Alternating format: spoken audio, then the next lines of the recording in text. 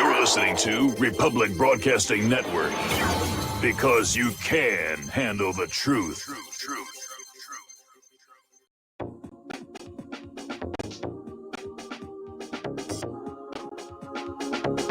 What really happened with your host, Mike Rivero, because World War III is a really bad idea.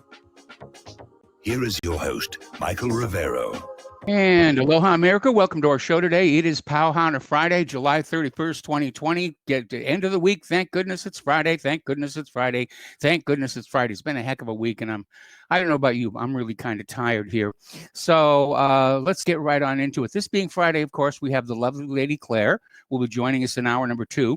So I'm going to do the news for about half an hour here. Then we'll open the phone lines. Then the Lady Claire will join us for the second hour, and we'll open the phone lines in the bottom half of that hour as well. So let's get right on into it. A lot of stuff going on. Apparently, up in Portland, the Democrats have surrendered and agreed to the government terms to stop riots. Now, somebody commented the other day, if this was a peaceful protest, why did they have to negotiate for a surrender, for a ceasefire? So anyway. Now, a local TV station tested out the voting by mail, and it didn't go very well. Apparently, a lot of the ballots got lost in the post office system. This was CBS News decided to test it. They sent 100 mock ballots simulating 100 voters in locations all across Philadelphia to a post office box. After some delays, 97 arrived. In a close election, 3% could be pivotal, especially in what's expected to be a record year for mail-in voting. So if people are looking at this mail-in voting, they're not too happy about it. It's not well thought out. It's wide open to fraud. Trump is right about that. It's wide open to fraud here. Now, Trump is out there attacking mail-in voting, saying we must know the results the same night. Now, this is kind of a very, very weak argument because there was never any requirement that the results of a national election be known that very night. Certainly when this country was started, it could be weeks before people found out the results of the presidential election. Even as late as Dewey beats Truman, it wasn't until the morning after that everybody had the results of the election. So it's nice to have it the same night for the election junkies, but it's not mandated. I would trade speed for accuracy. I don't know about you, but I would trade speed for accuracy on this one. Anyway, Donald Trump has once again taken aim at the notion of having all voters cast mail-in ballots in the 2020 presidential election, suggesting that via that route, the outcome may not be known until even years later. Now, he's talking about, what's going to happen if people say, my vote got lost, it came back to me in the mail. We had so many people who said they were mailing their ballots, and we got way too many in or not enough came in. It is wide open to fraud. Nobody has to show an ID. Nobody even has to sign anything. It's just take the ballot, check off the boxes, mail it in. And anybody can do that on behalf of anybody else. There's no identification trail whatsoever. So no wonder the Democrats are in love with this. Okay, apparently local cops up in Portland have taken over guarding the courthouse from federal agents sent in by Trump ahead of their withdrawal as hundreds of demonstrators gather for a 64th night. I hope it stays peaceful. I don't know. There are too many people who want this to keep going to violence. And a good example comes from Seattle, where Mayor Jenny Durkan and Police Chief Carmen Best had to hold a press conference Wednesday to announce an investigation launched into the riots which took place over the weekend. One aspect of the weekend's events the police chief discussed was a van that was seen following a group of violent rioters, and apparently the van was loaded with weapons and armor. So who's paying for all this stuff? Who's paying to rent the van? Who's paying to make these weapons? This is all homemade weapons and armor. And don't forget the trick. They're talking about commercial grade fireworks. How the heck are they getting their hands on commercial grade fireworks? It's hard enough getting your hands on consumer grade fireworks, but they're getting commercial grade fireworks and, adding nails in there to turn them into basically hand grenades. So there's an interesting little article that came out from shtfplan.com, and they're absolutely right here. Americans seem to be flipping out all over the country for little or no reason. Micro golf, bagels, people are becoming violently angry over very trivial things, and you never know when someone might erupt One moment you could be talking to a seemingly mild-mannered middle-aged woman, and the next moment you're dealing with a raging Karen. And we're not singling out women in particular because we're seeing the violent riots, being carried out by men. But Americans of all ages and backgrounds are suddenly going nuts. And what we're experiencing so far is just the beginning. Now, maybe it's the stress of the COVID shut-ins. People are getting cabin fever, which is a very, very real problem. If you're shut up for too long, furniture starts talking to you. Have you ever been to the Disney? They had the Country Bear Jamboree, and they've got these stuffed heads up on the wall of the set that sing and talk with the people. That's actually a reference to cabin fever, to the Alaskan gold miners and hunters who would have to winter in their entire cabin and just stay in the cabin all winter long.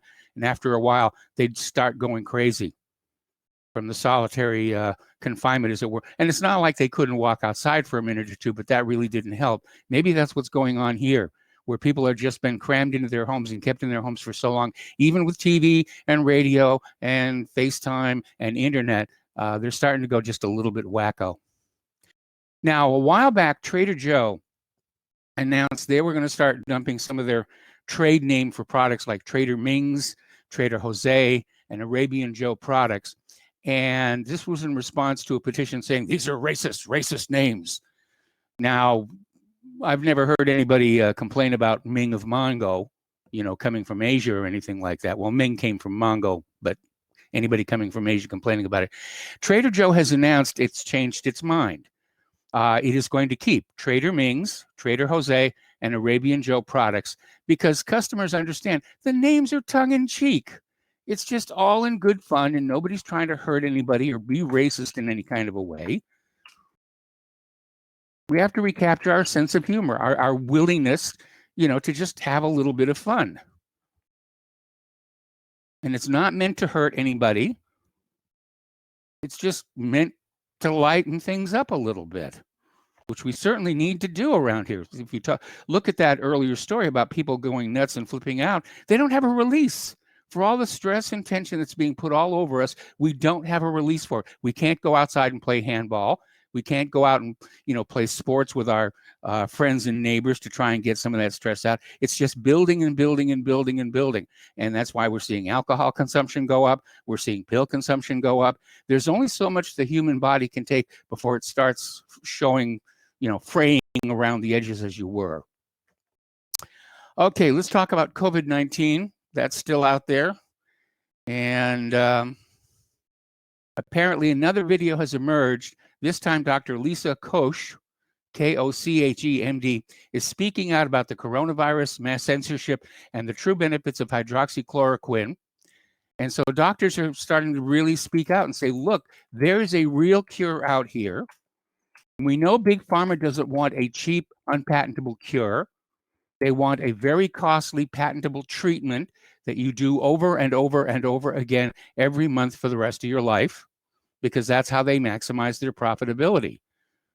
And that's what this big fight over hydroxychloroquine is all about. It's all about money. It's not about your health. It's not about curing the disease versus treating the disease. It's all about maximizing profits. Now, one of the problems we've had with COVID-19 all along is a lack of reliable information. Everybody's got a different point of view. And the latest embarrassment here is that over in Great Britain, they had this do-it-yourself nasal swab kit. And apparently it has a high failure rate. This was rolled out in Matt Hancock's testing drive. And apparently tens of thousands of Brits were wrongly told they were free of the virus because of this do-it-yourself kit, which fails to detect the disease.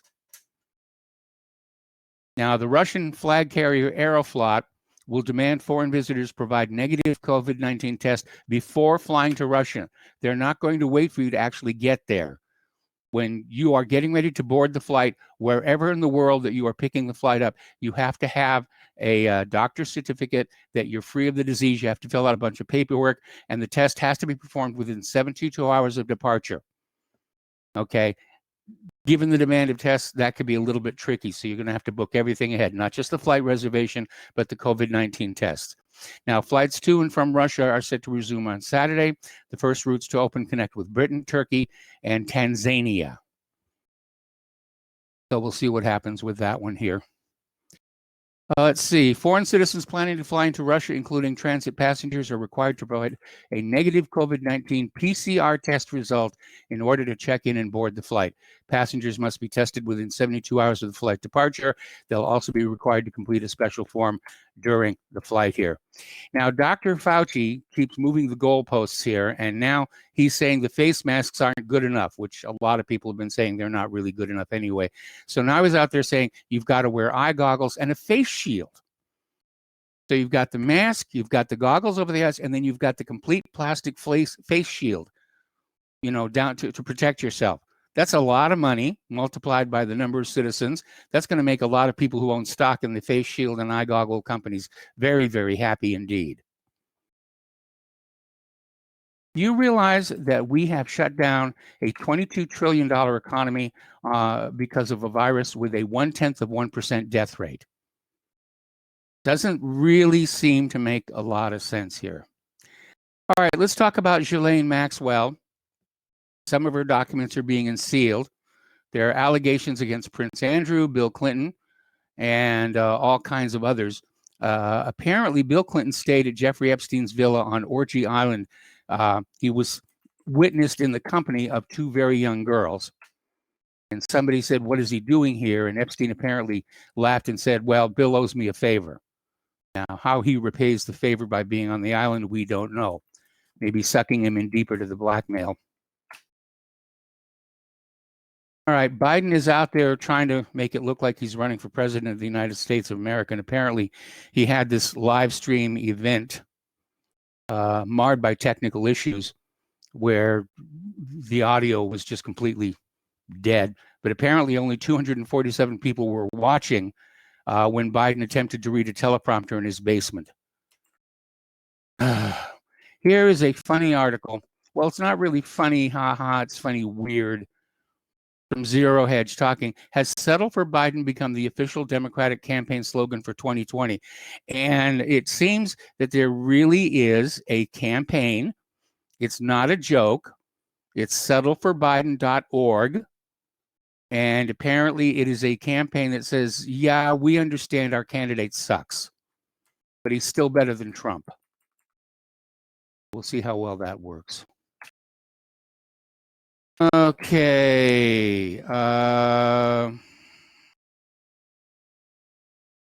Just looking at something that came in here.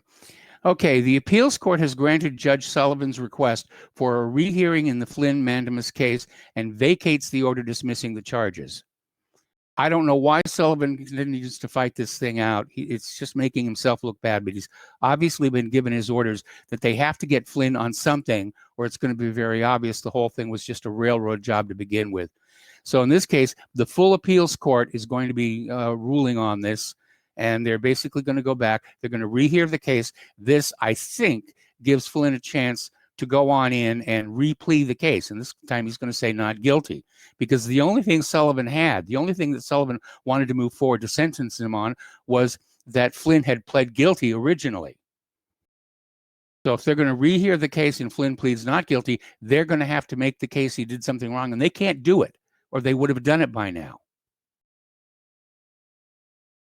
So Sullivan is flogging a dead horse to the point where it almost doesn't look like a horse anymore. All right, let's talk about the international news here. The other day, we were talking about how Iran had practiced attacking a United States Nimitz-type carrier to be followed by missile launches from silos.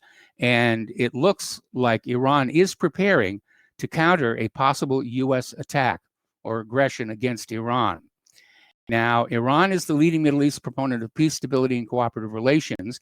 It hasn't attacked another nation in centuries, threatening none now except in retaliation against aggression by a foreign power if it occurs, which is the right of all countries. You attack my country, I have a right to fight back. It's even in the UN's charter, Article 51. Nothing in the present charter shall impair the inherent right of individuals or collective self-defense if an armed attack occurs against a member of the United Nations until the Security Council has taken measures necessary to maintain international peace and security. If the United States aggresses against Iran, Iran has every right under international law to fight back any way that they can. Now, since the establishment of the Islamic Republic in 1979 ended a generation of U.S.-installed fascism, Republicans and Democrats have been at war in Iran by other means because our government carries a grudge.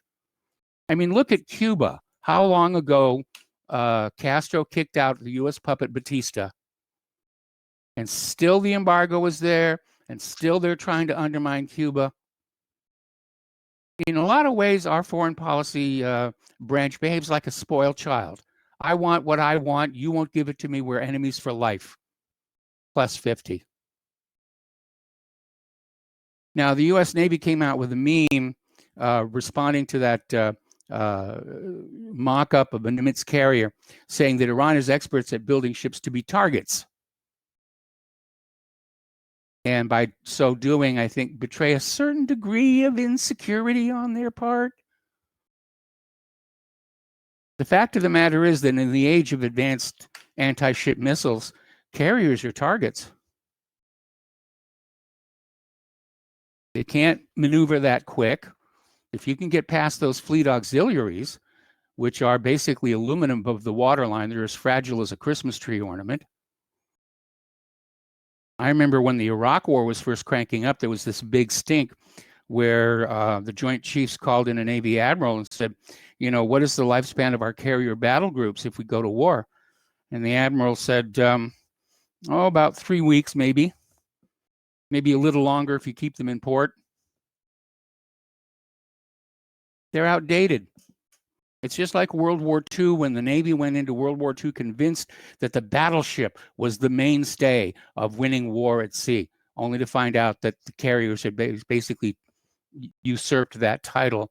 And it's going to be this way with the smart weapons. They're going to go in fighting with the aircraft carrier, thinking that's the premier projector of power. And I think they're going to find themselves somewhat embarrassed by that. Anyway, the U.S. is expanding sanctions against Iran to target their nuclear, military, and ballistic missile programs. This is coming from Pompeo. And the sanctions are reimposed back in 2018 after Trump announced a unilateral withdrawal from the 2015 Joint Comprehensive Plan of Action, also known as the Iran nuclear deal or the P5+1, and reminding the rest of the world that any agreements you make with the United States of America probably are not worth the paper they're written on. Anyway, yesterday, U.S. Secretary of State Mike Pompeo said the Trump administration would expand its metal sanction against Iran to cover 22 additional materials used in various Iranian programs. Okay, Pompeo said, today the State Department is identifying 22 specific materials used in connection with Iran's nuclear, military, or ballistic missile programs. Those who knowingly transfer such materials to Iran are now sanctionable pursuant to Section 1245 of the Uranium Freedom and Counterproliferation Act. Now, something you need to keep in mind. First of all, Iran is not building a nuclear weapon. Nobody has found any evidence to support that at all. Iran, under the Non-Proliferation Treaty, which they have signed and ratified, has the right to peaceful uses of nuclear technology. Now, the United States is also a signer and ratifier of the Nuclear Non-Proliferation Treaty, which obligates it to assist Iran in its pursuit of peaceful uses of nuclear technology. So in refusing to do so and using sanctions and other coercive means to try and force Iran to surrender their rights under the Non-Proliferation Treaty, it is the United States that is in violation of international law, not Iran. Of course, by this time, looking at how the United States has treated Iran, Iraq, Syria, Afghanistan, Libya, Yemen, ad infinitum, we know who the bad guy is as we rush toward the Third World War. We're the bad guys. 50 years from now, the world will look on the Stars and Stripes with the same revulsion and shock that our generation looked on the swastika. I really believe that's what the future is going to hold, that we're going to be seen as the bad guy. We're going to out-Nazi the Nazis. What a shame. Okay, we got to take a break for commercials. We'll be back after these few words.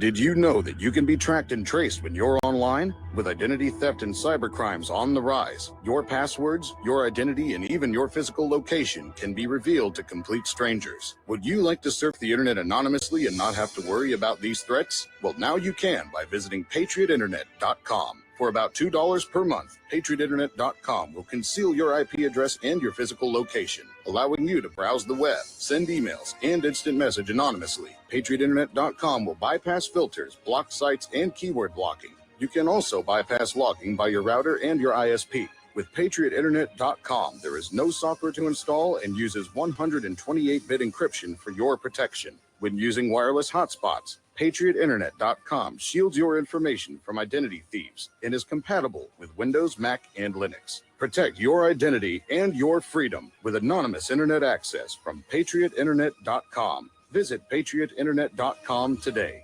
Folks, we're living in a world the likes of which we've never perceived any clearer than we do now. The plan for global governance has been in the works for generations and would have likely been achieved by now, but for the fact that the globalists left open their Achilles heel. With all their tools, Federal Reserve System, fiat currency, no child left behind, and then Common Core education introduced to our schools to dumb us down, vaccines, pharmaceuticals to lobotomize us, GMO foods, insertion of compromised or bought and paid for politicians, judges, mainstream media propaganda, all pieced together like a puzzle designed to ultimately bring the world under submission. But with all their strategy, they forgot one thing: knowledge. And knowledge is power. With knowledge, their bombardment is nullified. Folks, with that, as brilliant and knowledgeable as you've become, among the wisest audience of any radio audience in the world, and you are, I want you to take a moment to reflect and ask yourself, how much of that knowledge did I obtain from Republic Broadcasting Network? How high has my consciousness been raised since I've been a listener? How fast am I now able to discriminate truth from fake news by being a Republic Broadcasting listener?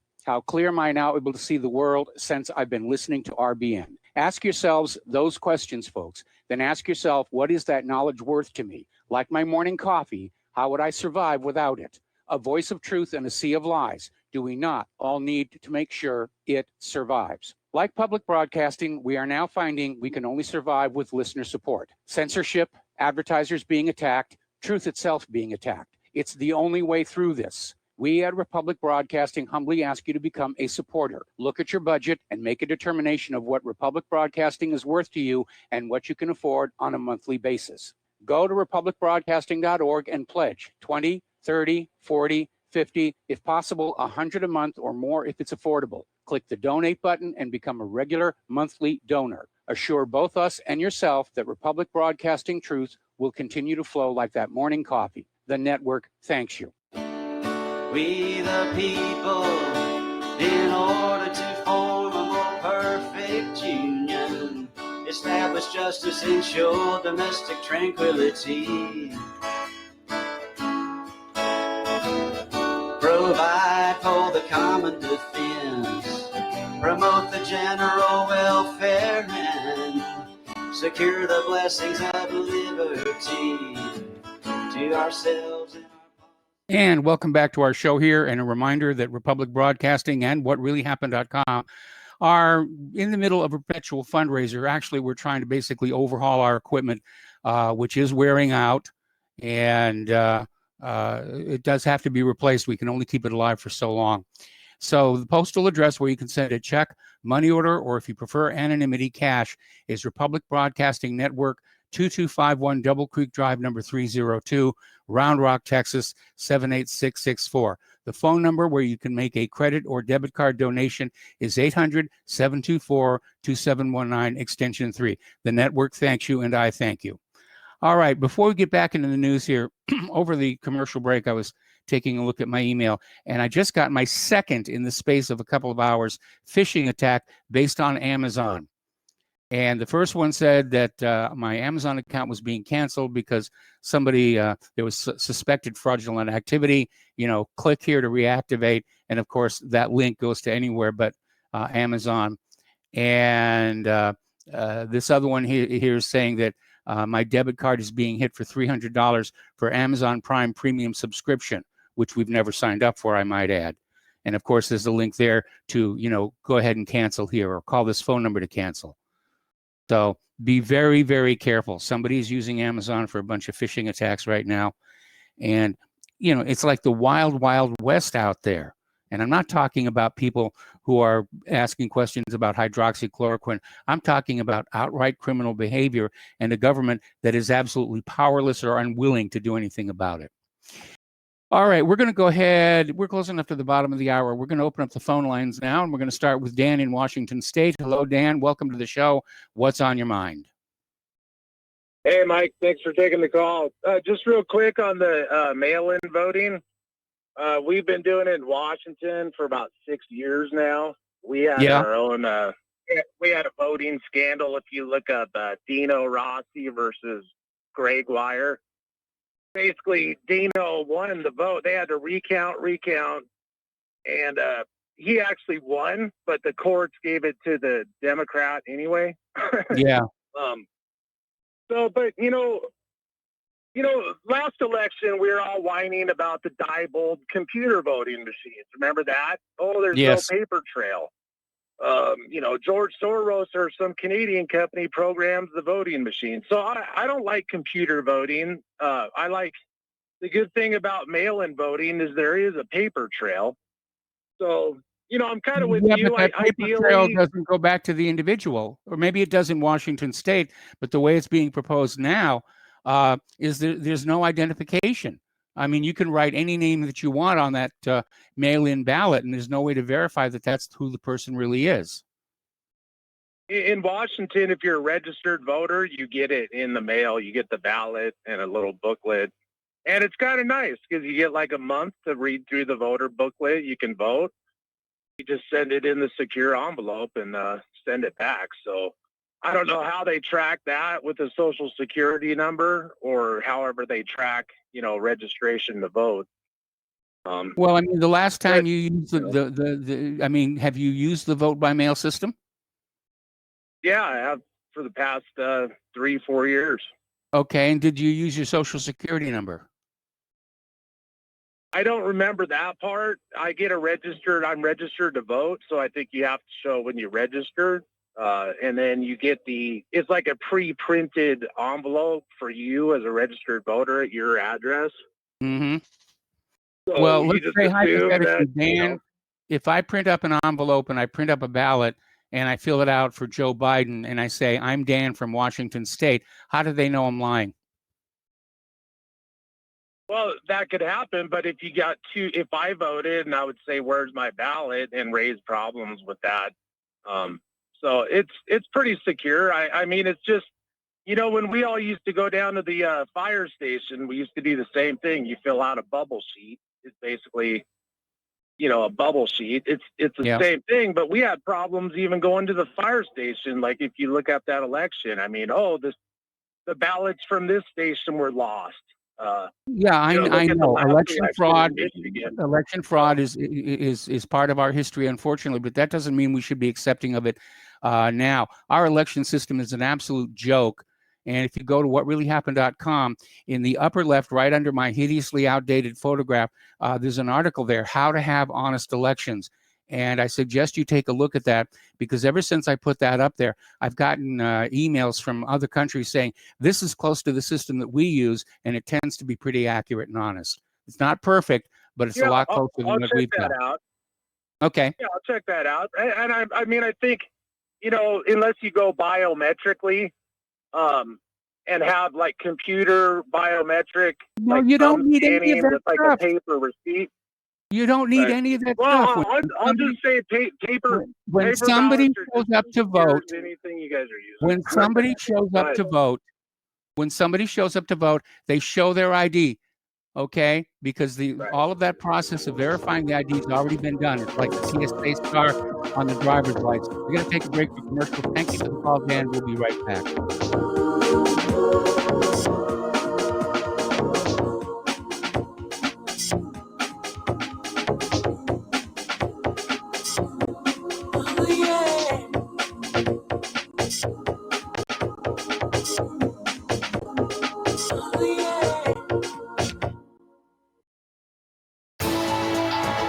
You are tuned in to the Republic Broadcasting Network.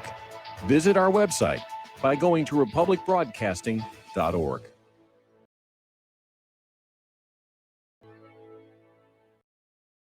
Homeowners, if your lender has gone out of business or sold your transaction to another lender or servicer, you may be the victim of a wrongful foreclosure, resulting in the loss of your home. If you've already lost your home, are in foreclosure, or even in good standing, you can challenge the mortgage transaction's illegal issue, and your property can be restored to you, and your foreclosure can be stopped or reversed, and the mortgage transaction declared unenforceable. State laws, U.S. title codes, the Uniform Commercial Codes, and U.S. Supreme Court rulings have upheld that defective mortgage documentations can reverse or stop foreclosures and enforce property title claims in favor of the homeowner. We are having successes in stopping the process of foreclosure, the enforcement of the foreclosure judgments, the sale of property, and evictions after the sale. We are not attorneys, and we don't give legal advice. We are a professional team of legal researchers, providing forensic mortgage audits and expert witnesses. We have the knowledge to produce the evidence and enforce laws regarding your legal issues. We've been in business for 12 years without a complaint. Consultations are free, and we provide a free title search to confirm if your mortgage has legal defects. Please call 855-253-3748. 855, the number 2, keep it today.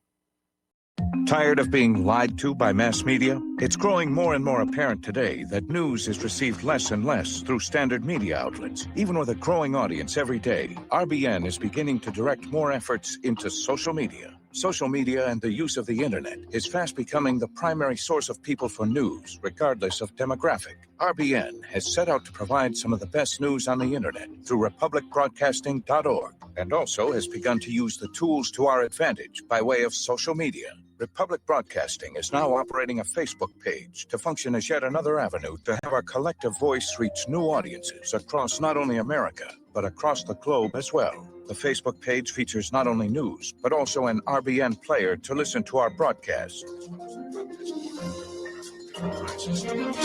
Get involved by visiting facebook.com/Republic Broadcasting and liking our page and share it with your friends and family, because you can handle the truth. What would you say if I told you we have a new tool that will increase production and lower maintenance costs for your meat processing company? And it would pay for itself in just 6 weeks. When pigs fly! The new EaseOff Model EZ4 replaces old spring-style carcass droppers and is faster, safer, and more reliable. The EaseOff lowers or lifts 1,000 pounds to or from your rail automatically using our remote control. Sounds expensive. Can I afford it? Can you afford not to try the EaseOff? It installs fast with just 3 bolts in place of your current dropper. The effortless operation will reduce fatigue and injuries, speed up your line, eliminate downtime, and increase profit. How can I order my EaseOff? Go to easeoff.com, EAZEOFF.com, and hurry, because we are offering $200 off on the new EZ4 for a limited time. Easeoff.com. We make pigs fly. Cows too. EaseOff LLC, Summersville, Missouri, 417-932-6419. When all this twisted steel was swept away, did these remaining holes reveal what's really happened? And welcome back to our show here. And since Dan brought the subject up, I want to talk about our election system right now. There is nothing wrong with having to show your ID to vote. You have to show your ID to get cigarettes. You have to show your ID to get alcohol. You have to show your ID if the police ask to see it when you've been pulled over for a traffic infraction. That ID is there so that everybody knows who you are. Now, when I went to get my Indiana State driver's license, I had to show my passport, my birth certificate, a prior driver's license, all kinds of things to document I am who I say I am. And my driver's license is marked with all the little icons that say it's okay for TSA to put me on an airplane, that I'm not a terrorist. I'm annoying, obnoxious, and irritating, but I'm not a terrorist. So that's an adequate ID, because you can't fake those in huge numbers without incurring a large amount of cost. And that's really the idea. Yes, you can fake one ID to steal one vote, but can you imagine having to go through that with all the codes and everything that are on the existing? So keep it simple. The more complex you make it, I mean, Dan was talking about biometrics and all the rest of it. The more complicated you make the election system, the easier it is to cheat it. Now, for those of you who have not seen it, there's a documentary HBO put out called Hacking Democracy. I hope they put it out again, or if it's out there available on HBO on demand. You've got to watch this thing, because our elections are a joke. This is the one time that we, the people, get to exercise a modicum of influence and control over the government. And if you can't be bothered to get out there and get to the polling place, then too bad for you. Don't complain about how bad things are in this country if you don't get out there and vote. That's our last bastion of peacefully changing the country to suit we the people, as opposed to the oligarchs. Now, we know cheating is reality out there. You have to use your vote in your name, or somebody's going to use your name to vote against what you would want. This is very, very important that you do it. And don't listen to all the polls that say Biden is going to win, so you Trump voters ought to stay at home, because that's one of the oldest dirty tricks that they play. Oh, we got to discourage the Trump voters. We got to make them stay at home. Oh, you're going to get COVID-19 if you go to the polling place. Be afraid, be afraid, be afraid. Stay home, don't vote. God, the Democrats are desperate this year. All right, we're going to go back to the phones here. Joseph in North Carolina. Hello, Joseph. Welcome to the show. What's on your mind? Hey, I was just wanting to call up and talk about Bill Gates, because I don't know if a lot of people know this, but he has heavy ties to this whole coronavirus thing. I mean, yes. He's a major funder for the World Health Organization. I mean, he had a part in the inception of Gavi, the Vaccine Alliance, and in the past 10 years since he's talked about his decade of vaccines, his wealth has gone from about 50 billion to over 100 billion, and still rising, because he has a lot of his nonprofit and stuff has a lot tied into the vaccine manufacturers, which are heavily pushing vaccines right now. Anyways, I was wanting to call and say that August 3rd, we're having an International Expose Bill Gates Day. And I was encouraging everybody to take part of that. Go to your local store, maybe make some flyers, hand out information on Bill Gates, maybe go on Facebook or whatever and kind of talk about him, put some good videos up. I know James Corbett has some great documentaries on Bill Gates right now. And the reason I think this is so important is because he does have such heavy ties to everything that's going on. And if we can expose him, I believe we can wake up a lot of people to what's going on. And, this whole coronavirus thing really ties into the international banking elite and all their little puppets. And if you can expose the coronavirus thing, you can expose, you can really show these people's hands, and we can wake up a lot of people. So, again, I encourage everybody, August 3rd, it's the National Expose, or the International Expose Bill Gates Day. Wherever you can do it, expose him. All right, Mike. Well, thanks for letting me on. I hope you have a great day. All right. Well, thanks an awful lot here. And I find myself more thinking along the lines suggested by Peter in Los Angeles, that this maintaining the fear of coronavirus is a ploy by the Democrats to get people to stay at home and vote by mail, so that their ballots can be intercepted and altered on the way to the counting places. Because, I mean, that does happen. Dan in Washington was saying boxes of ballots disappear. There was a book called Vote Scam by the Collier brothers, and I think the first 6 chapters are available online to read for free if you want to. But yeah, election fraud is a reality in this country, and that doesn't mean we should sit quietly and accept it now, especially when it's this obvious and open that that's what's going on here. Anyway, we're going to go to another call. This one in David in Boston. Hello, David. Welcome to the show. What's on your mind? Oh, hi, Michael. I happened to read the Collier Brothers book, The the stealing of America, down in Brevard County. The one time I went down to Florida with the old man, and I had that book, and I read it in Brevard County. So it was just a coincidence or a God incident. I don't know whether it was odd or whether it was God. But anyways, the reason I called is I want to just say in no uncertain, unambiguous terms that I renounce and I reject and I condemn Dr. Fauci Chi and his Fu Man Flu.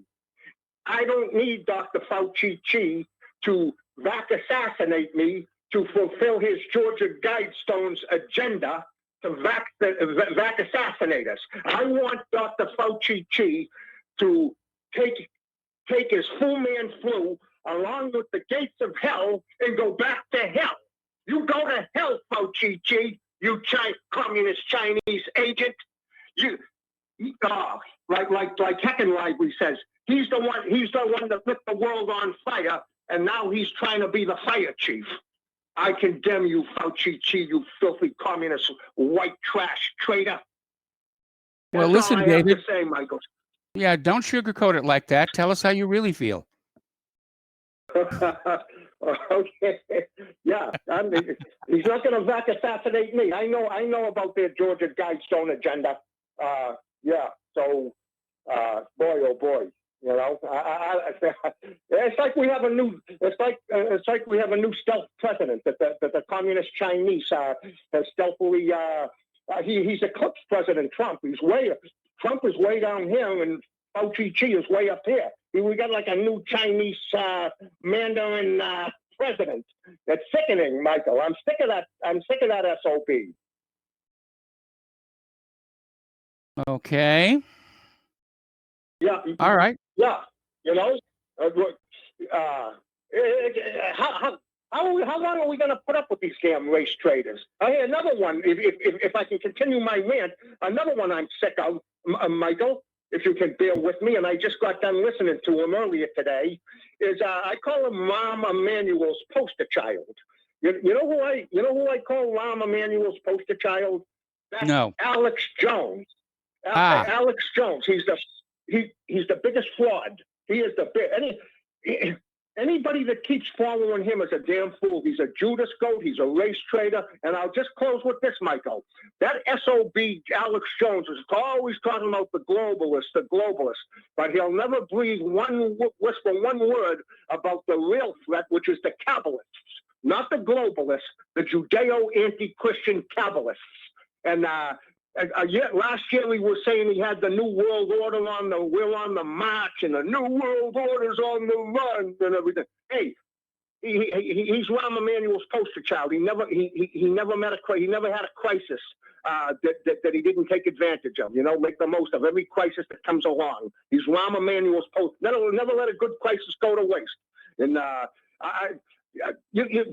Michael, Texans are not fooled by that fast talking son of a bitch. He could talk his way across Texas without tripping over his tongue even once. He's the fastest talker in Texas. That's because the reason he's the fastest talker is he's the biggest con man, the biggest charlatan. That's why he's the fastest talker in Texas. Okay? Okay, gotcha. Okay, thanks for letting me vent, Michael, because All right, well, I that can was a tell. healthy vent. No question about that one. Okay, thanks for the phone call. We're going to let you go, David. The phone lines are open, 800-313-9443. Now, Syrian military forces have discovered a large number of human body organs preserved in chloroform and intended for trafficking while conducting cleanup operations in the country's northwestern province of Idlib. So it's getting really nasty out there. Well, you know, wars take a lot of money. That's why you'll find so many of these organizations involved in organ trafficking and drugs and, you know, the sex trade. Anything that generates large amounts of money quickly is useful for war. Anyway, a local source requesting anonymity told Syria's official news agency Sana that a doctor affiliated to foreign-sponsored Takfiri militants had transformed a house in the village of Al-Gadfa into a medical laboratory where many packages of human organs, including eyes, hearts, lungs, livers, and kidneys, were being kept in chloroform solution. I didn't realize chloroform was that effective a preservative, but I guess it must be so. Anyway, the report added that the packages were marked with male and female names, while there were records inside the house containing the names of people with descriptions of their general health conditions. We're going to go back to the phones to Joe in California. Hello, Joe. Welcome to the show. What's on your mind? Hi, Mike. I wanted to urge all the listeners to check out Ron Paul's Liberty Report. He and Daniel McAdams have had some really good presentations on this whole virus. And there was an excellent interview with Del Bigtree, in fact, who was kicked off of YouTube yesterday, or the day before you had advised, with Michelle Malkin. Live interview that was on Michelle Malkin's YouTube channel. So I urge the listeners to check those channels out. Mike, I wanted to ask you, especially in light of what I heard from Del Bigtree, and I've heard this before about the attempts to manufacture a coronavirus vaccine. Would you take the vaccine? I don't know if you ever said this on the air. No. You wouldn't? Okay, because our family doctor we asked our family doctor, and he said he wouldn't take it for at least a year after it came out, after it was given to the first people. He would want to wait and see if there were any, serious adverse effects, at least a year or 2 years. Well, I'm still remembering what happened back in 1976 with the swine flu vaccine campaign. Yeah, I saw that report on 60 Minutes. Yeah, it's all over YouTube. Yeah. Outrageous. I mean, more people actually died from the vaccine than died from that swine flu in 76. 50 times as many. Right. And I think you mentioned the swine flu vaccine that was given, I think, in 2009 or 10? Yes. Had the same result. No, in 2009, there was a problem with Guillain-Barré syndrome. And basically, the Tamiflu that they put out there and made a lot of money on turned out to be about as effective as acetaminophen. Oh, I see. Okay. Mike, last thing. Yesterday, I actually mentioned that Stalin was a globalist. He wasn't, as Mark has been saying, he wasn't a globalist, but he was still a monster. But I hope Mark did call. I just checked in now. I hope he called. I wanted to find out what his YouTube channel was. And I hope you had heard from Mike from Brazil. I don't know if you had heard from him yet. Yeah, Mike from Brazil actually called in at the end of yesterday's show, but we were not able to get him on the air because we ran out of time, and I'm hoping he's going to call in again today. Okay, that's great. Okay, Mike, you guys have a great weekend. All right, thanks an awful lot. Same to you here. Now, the Palestinian resistance movement, Hamas, has warned Israel of the consequences of its further encroachment on the Al-Aqsa Mosque compound in East Jerusalem, Al-Quds. Hamas made the remarks in an official statement yesterday that marks Arafah Day, a major occasion on the Islamic calendar. It called on Palestinians to rally en masse towards the Al-Aqsa Mosque. I keep thinking back to that Ridley Scott movie, The Kingdom of Heaven, and where Balian is telling Salahuddin, if you try and take the city by force, I'll just burn it all down. And Saladin says, I'm wondering if that might not be the best thing for it. I'm paraphrasing loosely. But yeah, I mean, it's just this one place. It just drives men mad. And it's some of the most blood-soaked, most conquered ground anywhere on Earth. Okay, so getting on back here. Apparently, American pilots are still causing concern over the Black Sea. A Russian jet intercepts U.S. spy planes for the fourth time in 9 days. And it appears, though, the U.S. Air Force finds Russia's Black Sea particularly inviting. The Russian military has intercepted American jets on a long-haul trip for the fourth time in just over 1 week. Now, the Air Force seemingly could not decide who should be next to enjoy the scenic splendor of the Black Sea shoreline around 8,000 kilometers from home, where temperatures have hit the 90 degrees Fahrenheit this week, choosing to send 2 of its surveillance planes at the same time on Thursday to watch over the area. Could it be that American Top Guns are so determined to showcase the delights of the region that they are now insisting on bringing buddies along? However, the sightseeing plans were scuppered when the jets were promptly intercepted by a Russian Sukhoi 27 fighter jet, which was scrambled to escort the aerial targets approaching the nation's border. All right, we're going to go back to the phones here. Mark in North Carolina. Mark, hello. Welcome to the show. And what is the name of your YouTube channel? Mark, are you there?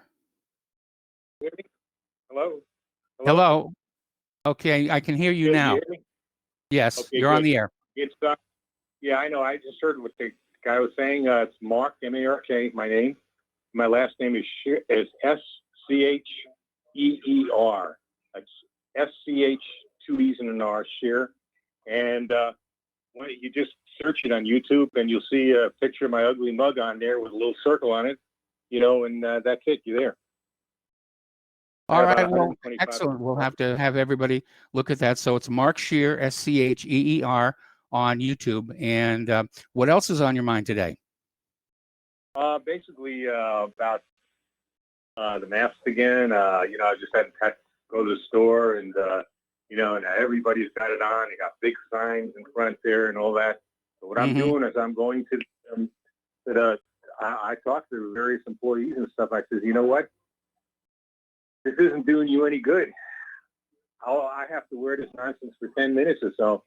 I mean, it's bad enough. But you guys got to wear this stuff for 8 hours, maybe more. You're just hurting yourself. People got to get together and say, no, we're not going to do this.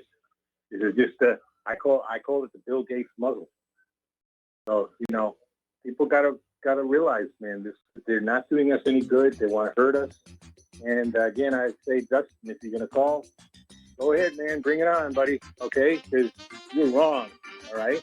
What you think Okay, about well, those masks. That's it.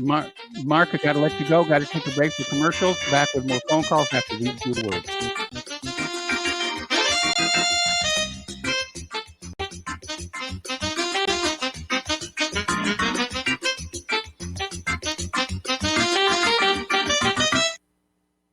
So, you love talk radio? Then you'll love TalkStreamLive.com. TalkStream Live is always on, 24/7, with the best streaming talk shows. Find your favorite talkers and discover some new ones. It's free, readily available online or on mobile with any smartphone or tablet. Finding your favorite talk shows all in one place has gotten a whole lot easier. Just go to TalkStreamLive.com. Be sure to download the free apps from Google Play or the iTunes App Store. The Republic Broadcasting Network late night premiere show The Red Pill Hardcore is hosted by activists that want to hear from you, the listeners. So that you can get involved in the activism, please call in at 800-313-9443 at 10 p.m. to enter the discussion. To book yourself as a guest, call our studio at 202-657-5715 or contact RBN staff. Remember, keep it real and take the red pill. Corporate media dominates the American opinion. Finding independent voices that counter this avalanche is becoming increasingly difficult. With the endless corruption running rampant throughout our government, independent voices are needed more than ever to battle the offensive against our freedoms and liberties. As a listener of RBN, no one understands this concept better than you. Now it's up to you to do your part.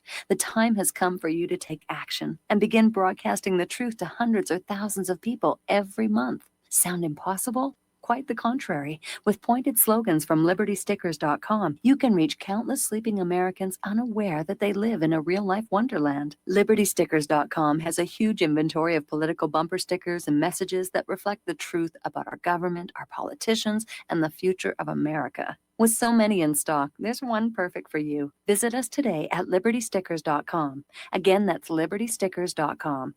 Do your part. Your voice is important. Let it be heard.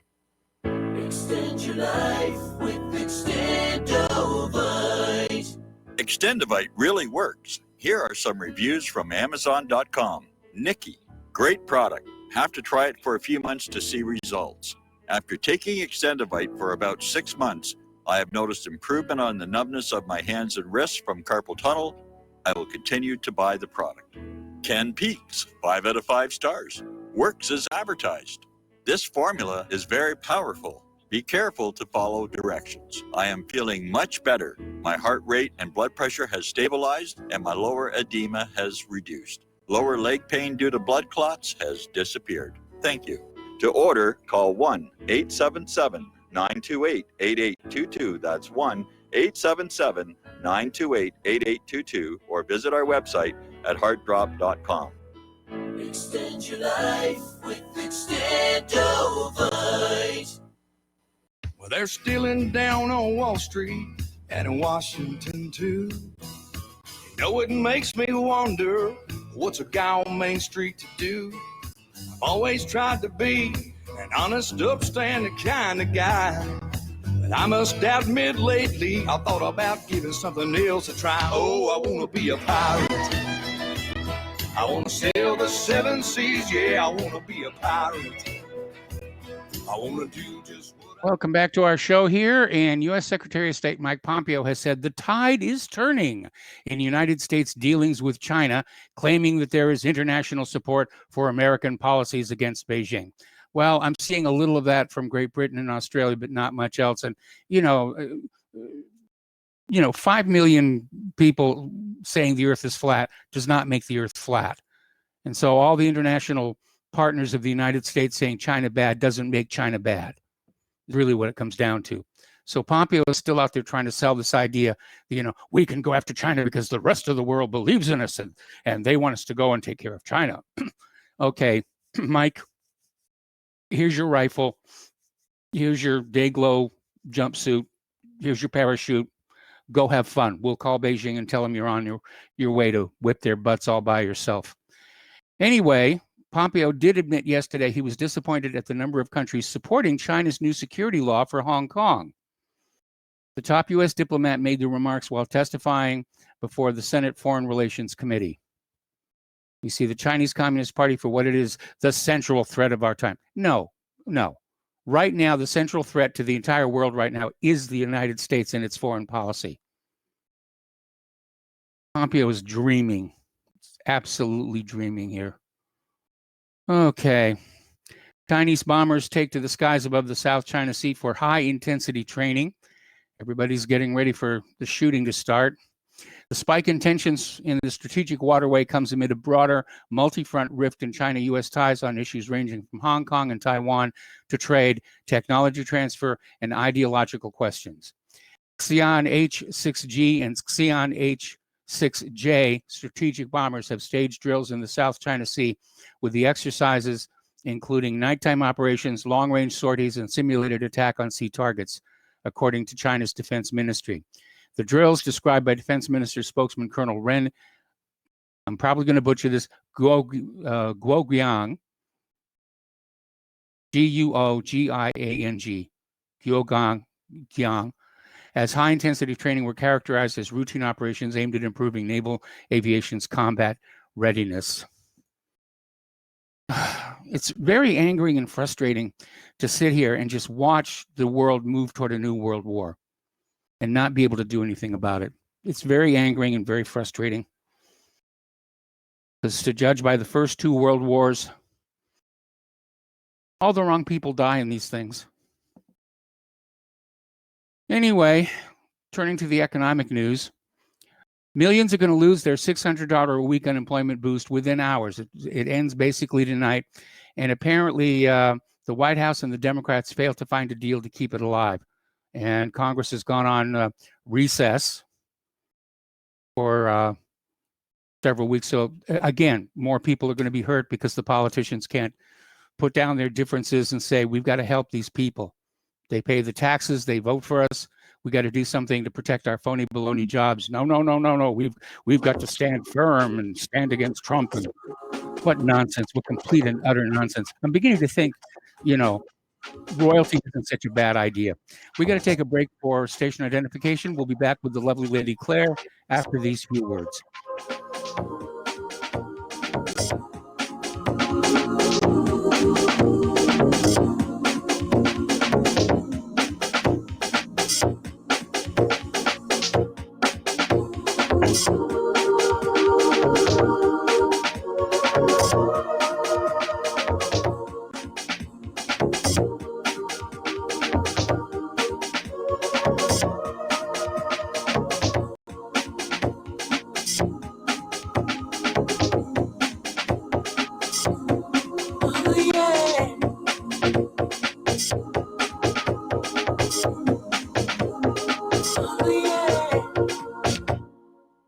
Did you know that you can be tracked and traced when you're online? With identity theft and cybercrimes on the rise, your passwords, your identity, and even your physical location can be revealed to complete strangers. Would you like to surf the internet anonymously and not have to worry about these threats? Well, now you can by visiting patriotinternet.com. For about $2 per month, patriotinternet.com will conceal your IP address and your physical location, allowing you to browse the web, send emails, and instant message anonymously. patriotinternet.com will bypass filters, block sites, and keyword blocking. You can also bypass logging by your router and your ISP. With patriotinternet.com, there is no software to install and uses 128-bit encryption for your protection. When using wireless hotspots, patriotinternet.com shields your information from identity thieves and is compatible with Windows, Mac, and Linux. Protect your identity and your freedom with anonymous internet access from patriotinternet.com. Visit patriotinternet.com today. This is RBN, the Republic Broadcasting Network.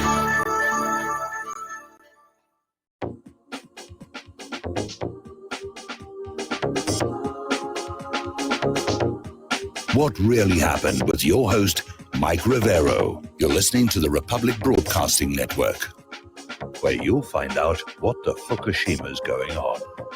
And aloha, welcome back to our show, hour number 2. The phone lines are open, 800-313-9443. And for those of you watching on YouTube, this gorgeous creature sitting to the next to me is the lovely Lady Claire, who likes to share the second hour, final hour of our Friday shows with her unique perspective on the world. So what's the first thing you want to talk about today? Well, it appears that partial lockdowns are expanding in Europe. New COVID-19 cases are climbing in China and also Hong Kong. Apparently, the U.S. has struck a $2.1 billion deal with GSK and Sanofi for a vaccine. UK is extending partial lockdown to 4 million people. Cases are climbing in China, Hong Kong, and Hong Kong has canceled September's vote. I wonder if that's where Trump got his idea about November. Interesting. And Australia's Victoria State sees second highest daily tally, and Argentina has seen a daily jump. And what we're seeing is apparently, Mike, a reemergence of this in Europe and Asia. And it's sort of beaten the heck out of investors, politicians, business owners, and taxpayers alike. And apparently last night, Boris Johnson, the UK's PM, had ordered a large swath of northern England to return to partial lockdown status. And they affect about 4 million people across the region. Now, if the UK seems a little bit trigger happy on this, there are reasons. Catalonia is seeing a serious resurgence of COVID-19, prompting local officials to issue new lockdown orders, while several European states issue travel restrictions or advisories targeting Spain, which has caused that country to grouse about the damage to its tourist industry. You know, and I have to speculate. President Trump has mentioned that he's going to have the military roll out the COVID-19 vaccine. Oh, boy. Now, as a reasonable person, I'm not an anti-vaxxer. And I was talking with my sister-in-law today, who is an NP, a nurse practitioner. And when Mike had some troubles and was hospitalized for pneumonia back on Oahu, and I said, what can I do to keep him from getting sick again? He said, you can take the pneumonia jab. I went immediately to our local drugstore, which offer these, and took it. But what happens when the jabs become mandatory and get rolled out by the military?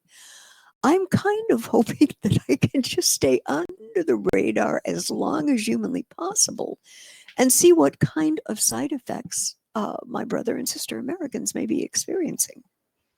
Because it looks to me, Mike, like they're going to just sort of roll over the human testing phase. Is that kind of the sense you're getting I mean, they're to? making these billion-dollar deals with these companies before safety testing has even been done. Yeah. And there have already been a couple of stories floating around about how early versions of these vaccines are literally killing off all the monkeys they're being tested on. There's been a report of 2 human deaths so far. Ouch. That I can't track down, but Okay. that's the report. Uh-huh. Certainly, if these things are made mandatory, I want to wait until the very, very end of the line and Yeah. see, again, think back to 1976. I That know. swine flu vaccine was mandatory for all U.S. citizens. They stopped a quarter of the way through because the vaccine was killing more people than the flu was. Yeah. Yeah. Speaking And those of are taxpayers. We need them alive. oh heavens, yes. And what has happened? There was a frontline ER doctor from a viral HCQ video got Hydroxychloroquine. got dropped from her job.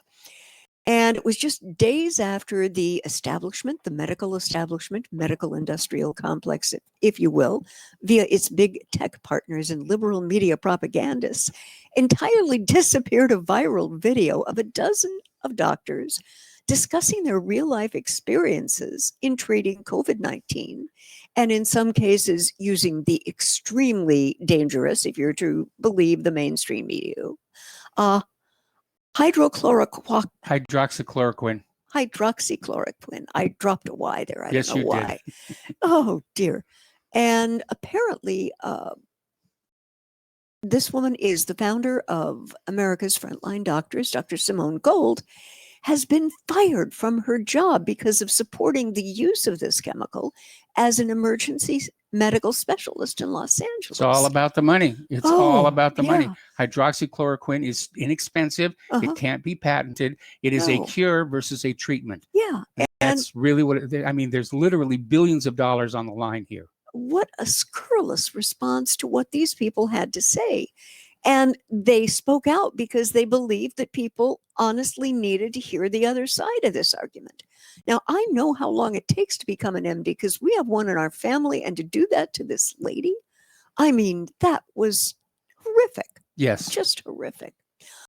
Going back to Europe, apparently the Eurozone has had its worst GDP contraction in history. Apparently, the European zone economy contracted by 12.1% in the second quarter. The German, French, Spanish, and Italian economy contracted by 10.1%, 13.8%, 18.5%, and 12.4%, respectively. And it does not look like Europe is facing a V-shaped recovery. Mike, your thoughts? Well, the V-shaped recovery was just wishful thinking to Yeah. begin with, because Mhm. it takes a while for an economy to build up. You can knock one down pretty quickly with Yeah. a crash, but there's no way to get it to rebound that way. So the V-shaped recovery, was about as legitimate and valid as the service-based economy Yeah. back in the 1980s when we lost our manufacturing. I Anyway, remember we got a that. phone call waiting on the line here. Okay. So we're going to go to Tom in Florida. Hello, Tom. Welcome to the show. What's on your mind? Yeah, Michael, good day to you and Claire. Y'all have a great weekend coming up. Now, what's on my mind, Mike? Do you remember Monday when you watched the William Barr hearing? Yes. You recall one of the first things he said? He was talking about there's been 7,500 murders a year in the black community. Yes. But what he did not say on that hearing was there's according now, we know one guy listens to statistics. So from what I'm getting, Mike, and I got to make clear of this, I'm not 100% sure, but I know Barr said 7,500. I looked at one year, I think it was 17. There was 8,300 murders in the black Yes. community. What nobody's talking about is the wounds. Over 6,700, almost 6,500 were wounded last year, according to what I read. So you had William Barr said 7,500. We'll round it off for almost 8,000. Okay, 7,000 or whatever.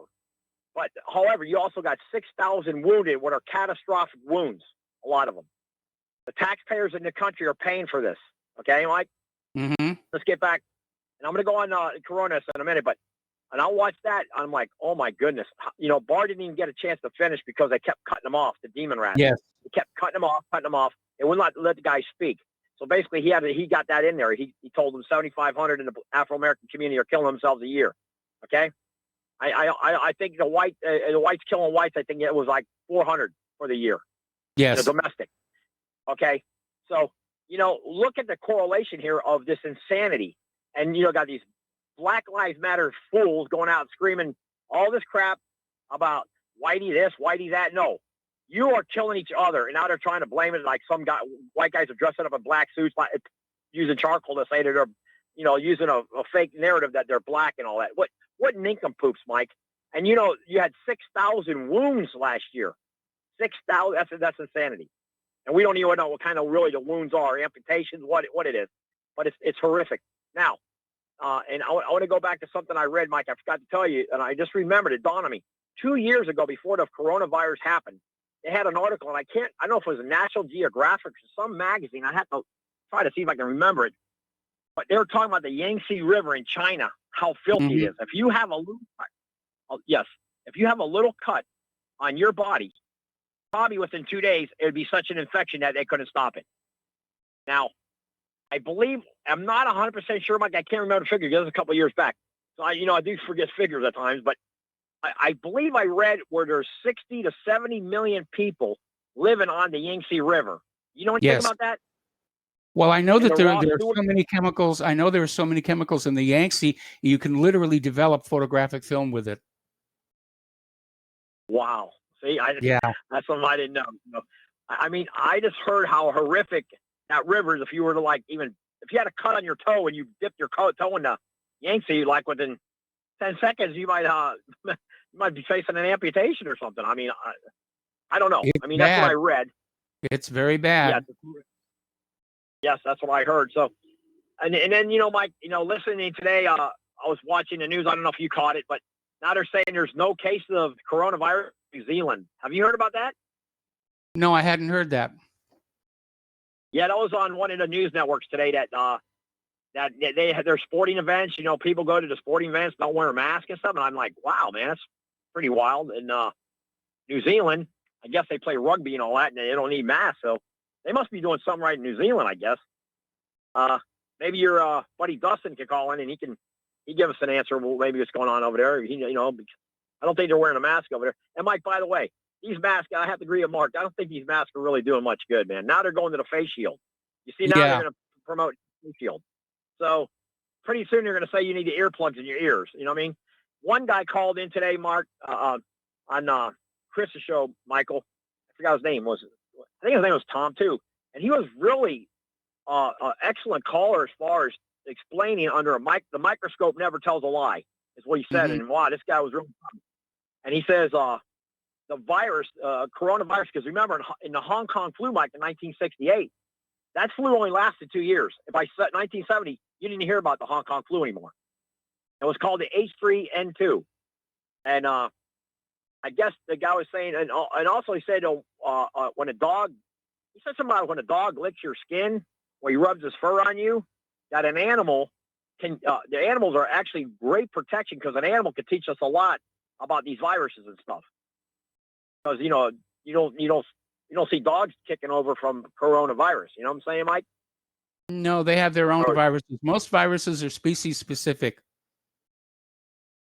Yeah, well, this one guy was a really good call. This guy, I think his name was Tom.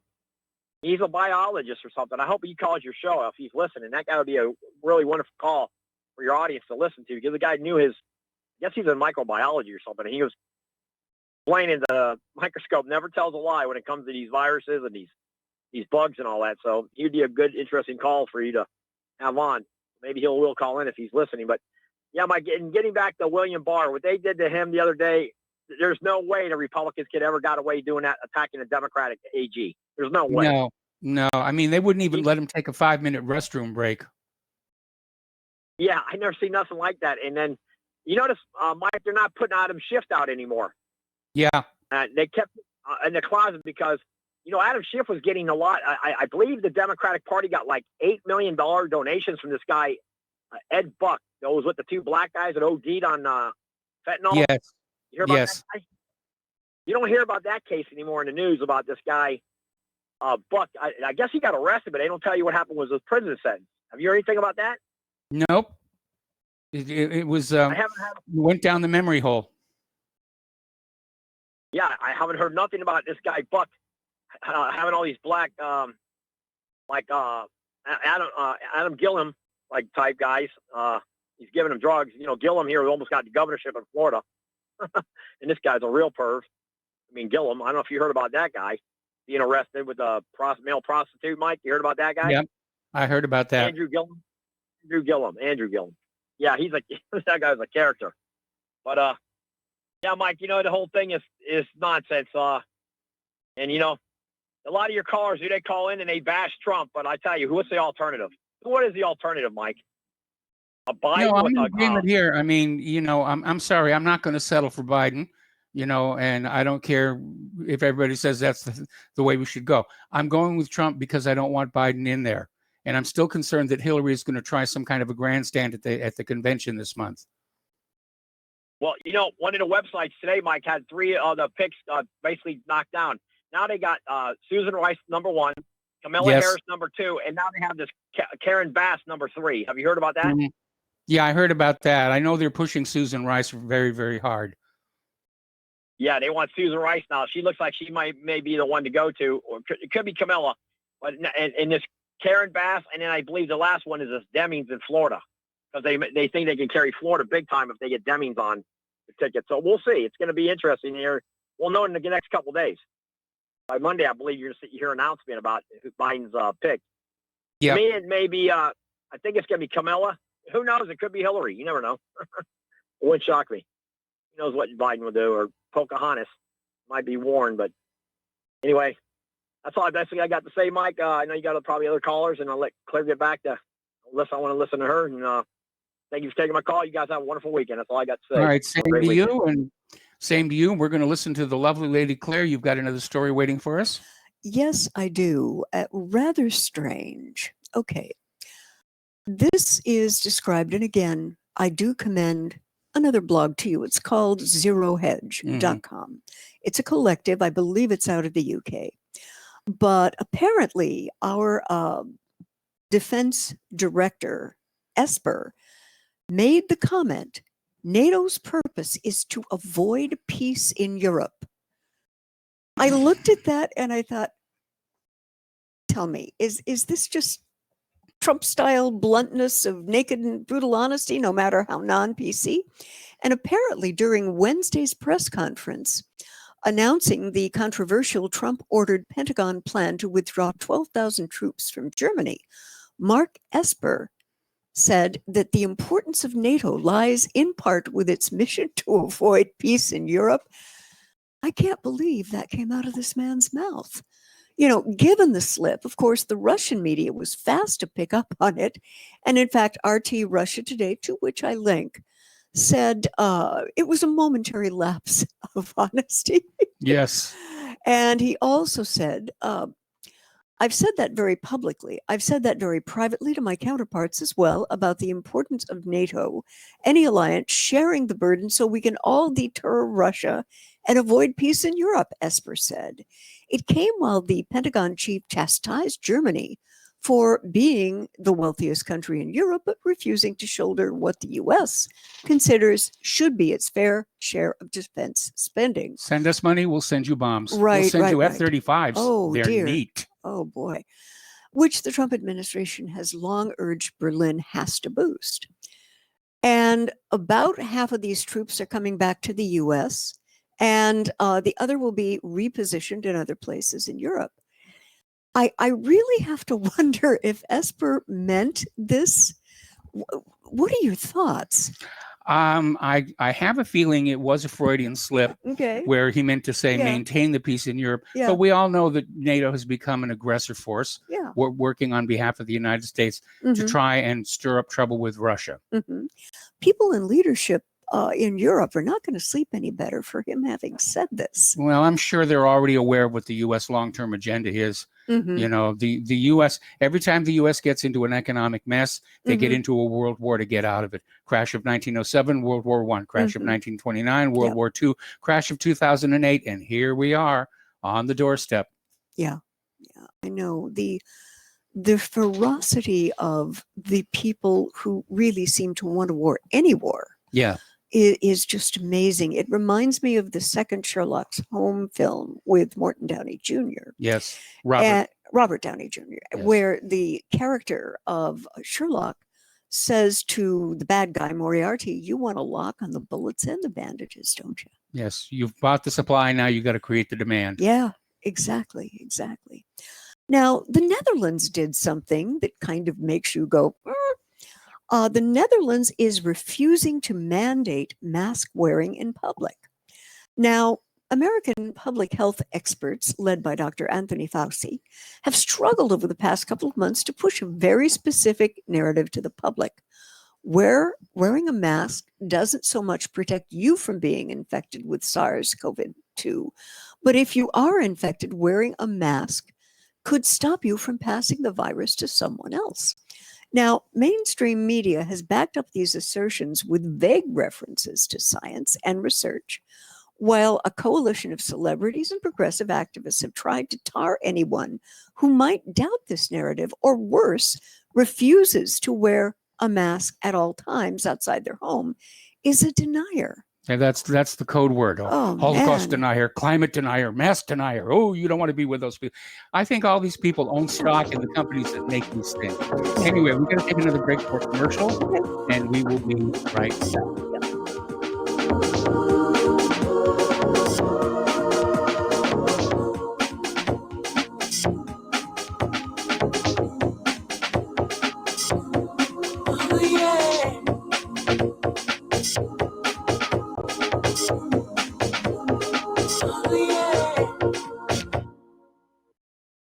Here at Republic Broadcasting Network, we have been building our online store. Well, we have been focusing on bringing you the best talk show host in the country. Here at Republic Broadcasting Network, we also want our listeners to have products they can use every day and in times of emergency. We have added new products each week to our store. Your support of this network, plus products at the best prices, is a win-win situation. Check out our new store.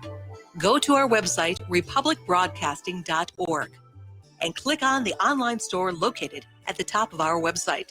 Together, we can continue to grow RBN and help our listeners prepare for the future.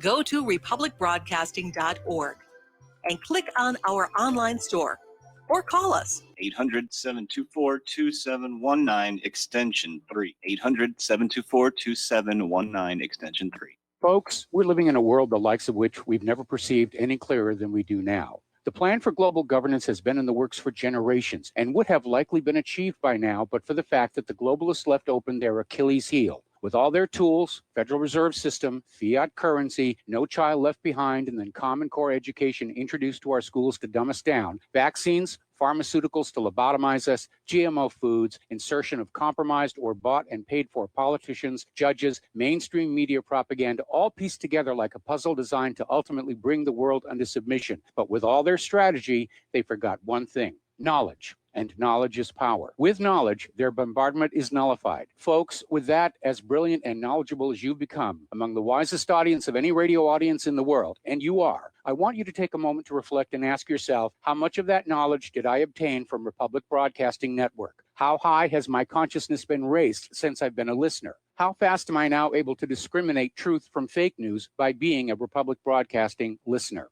How clear am I now able to see the world since I've been listening to RBN? Ask yourselves those questions, folks. Then ask yourself, what is that knowledge worth to me? Like my morning coffee, how would I survive without it?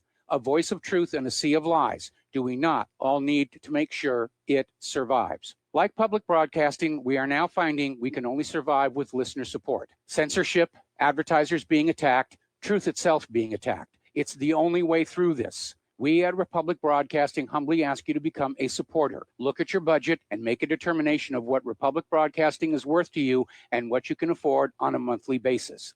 Go to republicbroadcasting.org and pledge 20, 30, 40, 50, if possible, 100 a month or more if it's affordable. Click the donate button and become a regular monthly donor. Assure both us and yourself that Republic Broadcasting truth will continue to flow like that morning coffee. The network thanks you. We will not go down in the night without a fight. You can burn up our mosques and our homes and our schools, but our spirit will never die. We will not go down in Gaza tonight.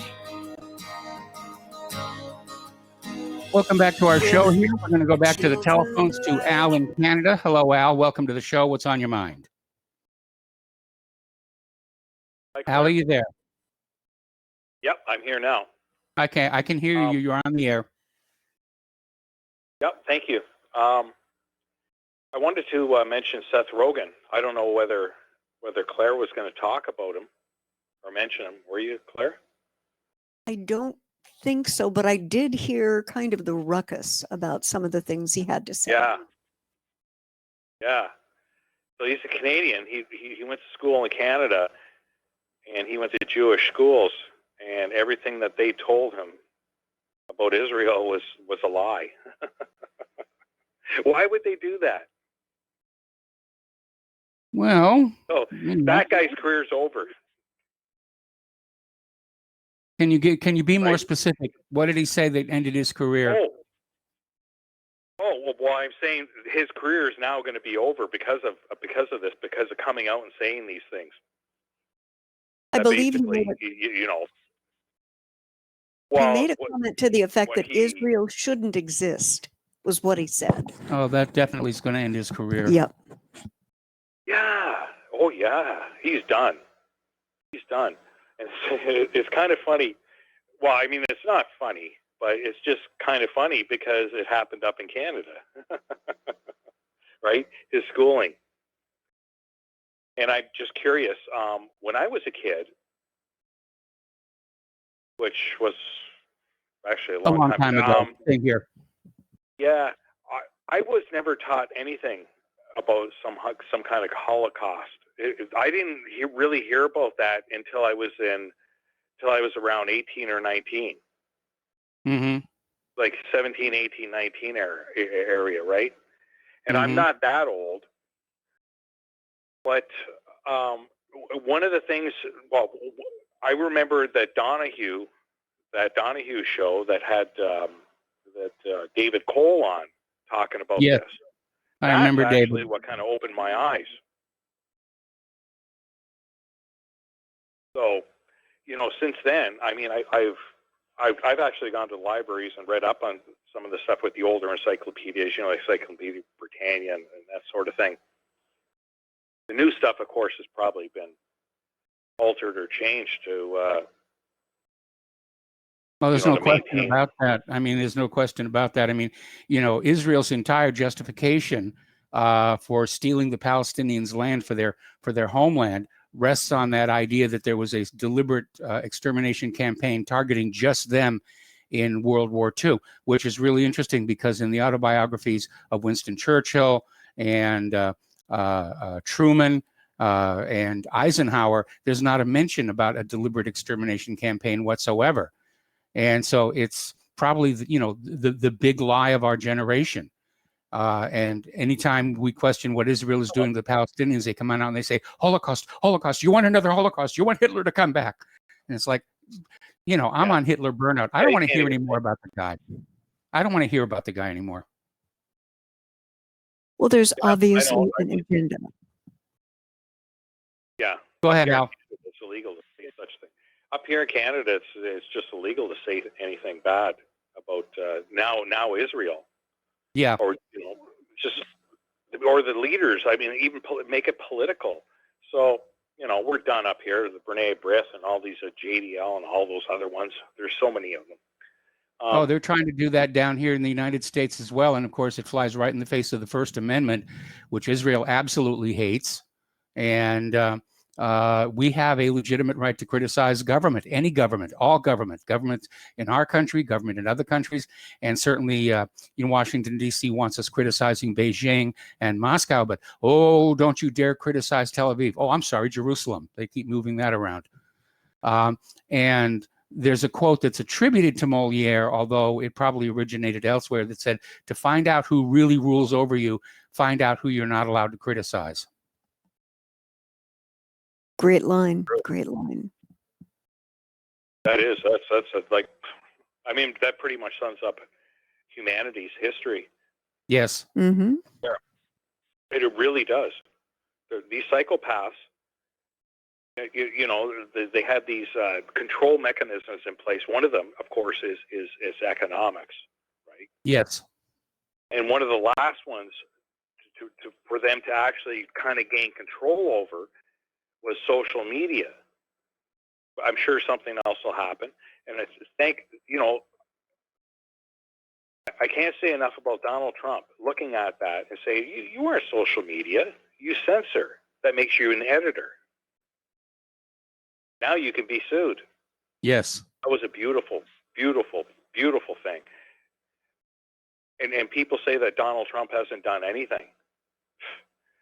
He's done a lot. And when you're being persecuted the way he has, and you obviously have a minority in Congress, so they're going to throw everything at you, these Democrats. I think he's done a lot. He's done a lot more than the leader in I our wish you'd done a little bit. I wish you'd done a little bit more. Anyway, Al, we got to let you go. We got to take a break for commercials. We have another caller waiting on the line, and we will be right back.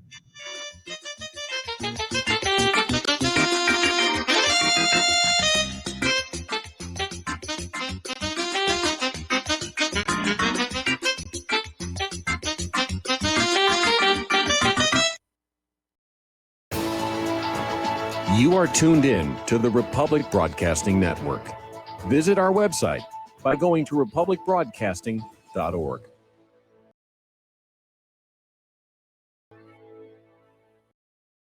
Homeowners, are you in foreclosure, expecting to be served with a foreclosure lawsuit, or suspect your lender has coerced you into an illegal mortgage transaction?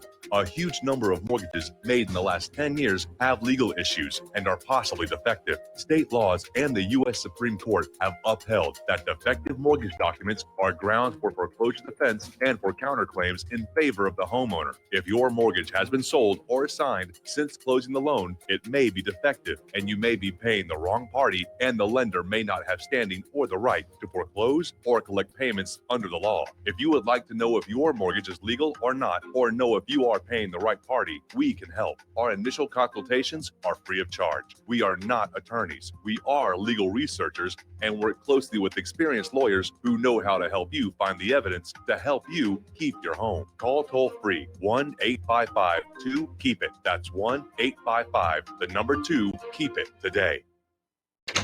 Hey, honey, I'm home. I grabbed the newspaper on the way home. Look at all the news today. The newspaper? Don't you know that all you're going to get in the newspaper is propaganda, twisted news, and false information? Honey, this is a national newspaper. It has to be true. Ha! For some reason, a majority of the population believe anything the mainstream media tells them. The newspaper does not give out the important attention on what's happening to this country and news that affects our daily lives. Say, does that newspaper mention anything about the North American Union? No, not that I can see. I didn't think so. You need to go to www.newswithviews.com, where truth is more important than political correctness. That's www.newswithviews.com. Hey, don't throw that away. We can use that in the birdcage. Okay, move over. Let me start reading newswithviews.com. The truth? Read all about it at newswithviews.com. Newswithviews.com, where reality shatters illusion. Extend your life with Extendovite. After about a month of Extendovite, I don't know what it is about the circulation factor. I was able to increase the weight, increase the amount of sets I could do. It has to do with the oxygen getting to the blood. You should market this as an athletic performance. And I don't change anything about my diet or anything. I just thought, this is amazing. Bilberry extract is got something called resveratrol in it, which is the same stuff that you get from red wine. It's also good for eyesight. And I was reading that the Royal Air Force during World War II would give their pilots bilberry jam so they could have better night vision stuff. This is amazing. To order, call 1-877-928-8822. That's 1-877-928-8822, or visit our website at heartdrop.com. Extend your life with Extendovite. What this country is coming to, I sure would like to know. If they don't do something by and by, the rich will live and the poor will die. Doggone, the panic is on. Can't get no way, can't draw no pay. unemployment getting worse. Welcome back to our show here. We're going to go back to the phones here to Dustin in New Jersey. Hello, Dustin. Welcome back to the show. What's on your mind today? Real men don't wear masks, Mike. Isn't that what Mark said not too long ago? Here lies Herman Cain. Okay? Here lies Yes. Herman Cain, died with his boots on and his mask off. Yeah, but he had some other underlying medical conditions as well. Yeah, but Mike, he didn't go to that rally, or if he kept his mask on and they social distance, he'd probably still be alive today. Well, we don't really know that.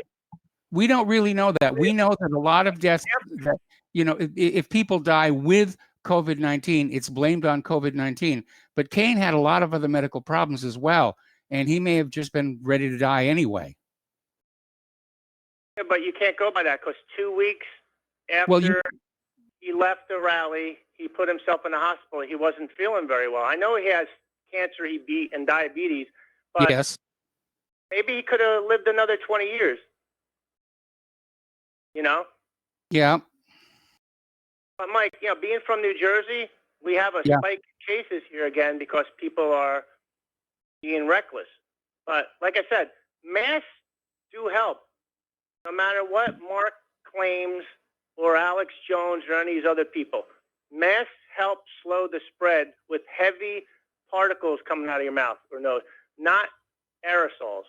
Depends on the mask also. Yeah. You know? But here's the thing, Mike. Like, do you notice, though, after that Tulsa rally, where was the next one? He canceled it, right? In Yeah. New Hampshire, I believe, right? And then Yeah. he obviously canceled the Florida convention. But, you know what makes me, it actually pisses me off? You got the morons on the left having protests. You know, yeah, they have masks on, but, you know, masks that are a percentage work. And then you got people on the right, like Trump, are having these rallies. So both sides is stupid, you know? And Claire, you Well, mentioned, you know, part of the problem is, you know, we're all being told the masks are going to work. The masks are going to work. Now we're being told, no, the masks don't work, that you need to have eye goggles and a face shield. So I wish they'd make up their mind. I think this is all about selling products, selling face masks. I mean, down at our local supermarket, they've got a whole rack. You know, it's become a cottage industry where people are making face masks out of fabrics. Some of the weave on these fabrics is just gigantic. It's like trying to stop a mosquito with a chain link fence. And it's all about making more money. I have a gas mask, so that's your face shield and your mask, right? Well, good that you've got that, but not everybody can find or afford one of those things. I mean, when this first started up, I went down to the hardware store and I said, you know, I want the full, you know, protective mask. And they said, nope, we sold out. They're gone. Well, you know, Mike, you know how big the NBC filters are. They're pretty good size.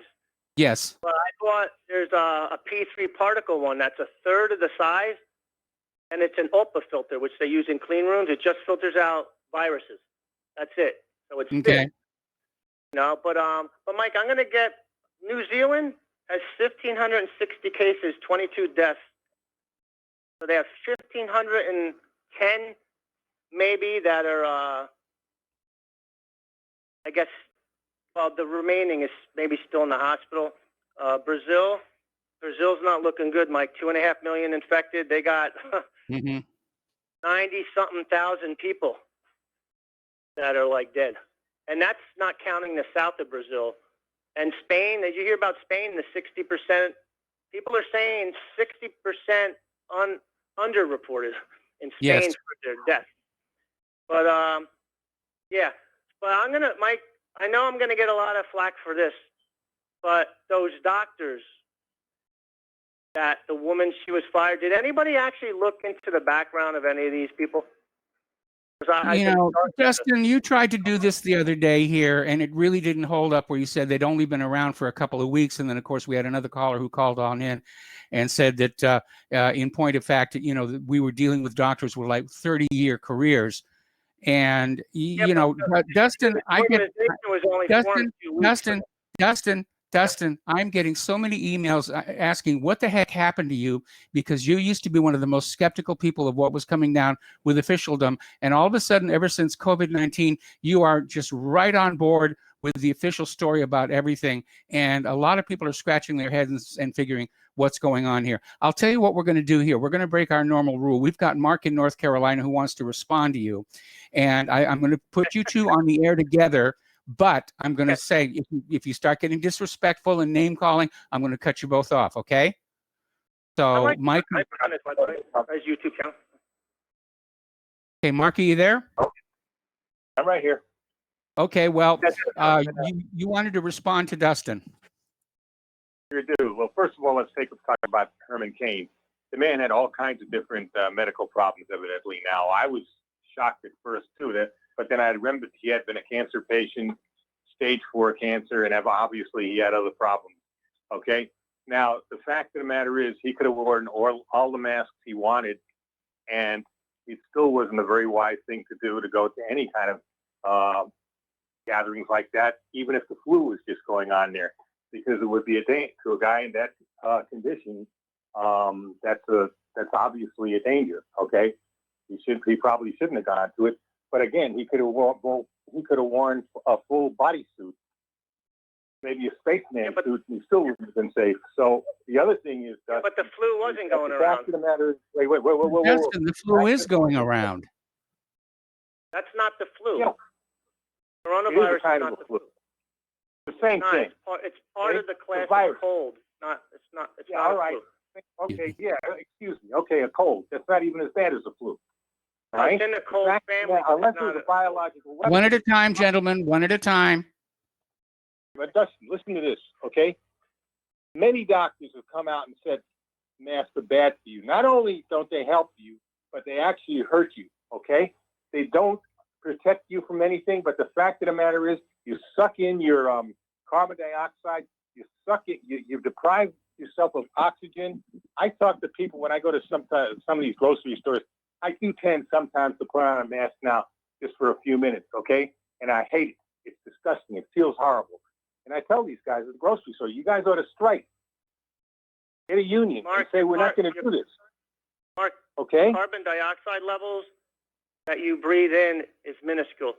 That's been It's not minuscule. I saw this thing. They did some tests already, right?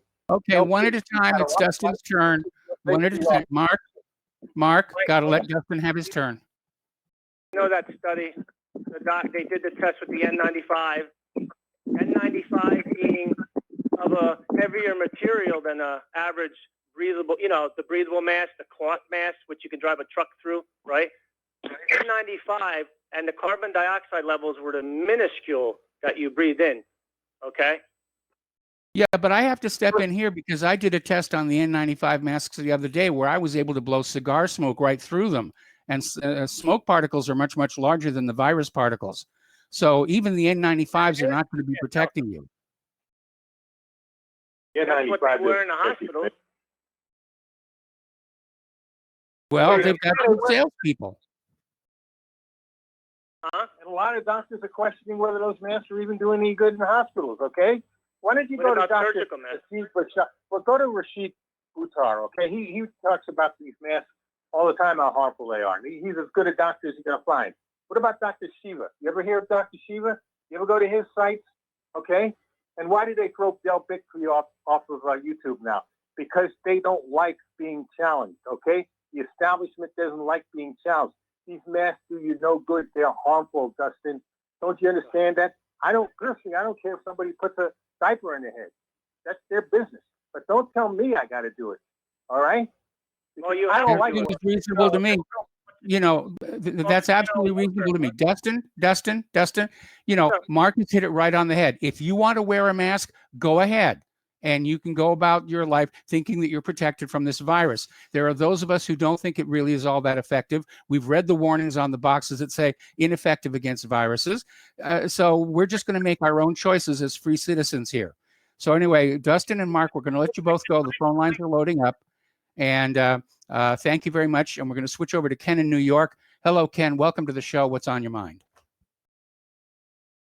Oh, I'm so glad you made a comment. I don't like to comment about other people, but I'm getting dehydrated from all these urinating contests. I'd rather watch you there. Okay. Okay. think one thing that could help here is if he would if Trump would ask the head of the FDA right now to kindly resign. I think that would slow some of this nonsense down with the chloroquine and some of the other inhalants. There is another inhalant you might want to look into. I've mentioned it elsewhere. It's called albuterol. It's even older than it was mentioned. Yeah. You do have to be careful with it. I was misdiagnosed with asthma about 20 years ago, so they gave me some of it, and it makes your heart beat like a trip hammer. Yes. But it does, it does what it's supposed to do. It's just if you go to the emergency room, they give you too much of it. But it may very well, and it can go in a nebulizer. And there's always silver. That's true. That's what we use. Have a nice weekend. Same to you. I'm going to switch over to Steve Elkins. Steve, welcome back to the show. What's on your mind today? Well, I got to say, Mark hit that one right on the head. He wins the debate between Dustin, and I agree with you. I'm actually very happy that you and others are calling out Dustin. He's doom and gloom, and he wants to impose his will on everybody that you almost wear the mask. But, I think he's been watching too much TV, because that's actually the narrative, what they're talking about on TV. We are all in this together, which means everybody must comply and wear the mask. And I had my confrontation yesterday with Walmart, and they suggested that it was mandatory and you must. And I said, you haven't watched the news lately, and you probably should go catch up on the newest update here, because no, I don't have to wear it. I don't have to give you an excuse why. I don't have to tell you about a medical condition. It's simply my choice not to wear the mask, and I'm not going to do it. And I saw like 7 people that decided not to wear the mask also. But, people like Dr. Joseph Mercola have been deplatformed. Many, many fine doctors who actually have come out with some very good information on the virus itself and the mask issue. And they're being deplatformed. They're being pushed off, which is because there has to be one narrative only. They are the experts, and I'm getting tired of people who are calling themselves experts who have no medical background whatsoever, and there's a lot of them out there. Yeah. And versus those who are actually in the medical field, who see what's going on, and who can actually give a better description of what's really, really going on here. But I noticed also that it's the hypocrisy of the rules for you, but we're exceptional, and we don't have to follow the rules. With John Lewis's funeral.